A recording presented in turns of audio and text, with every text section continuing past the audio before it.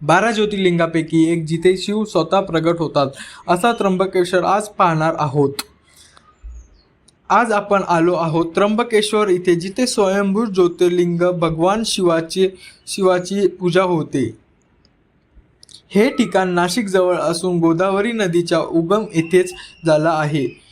येथील वातावरण भक्तिमय आणि शांत आहे। इथे दररोज हजारो भाविक दर्शनासाठी येतात। पुरोहितांच्या मंत्रोच्चाराने संपूर्ण परिसर पवित्र होतो।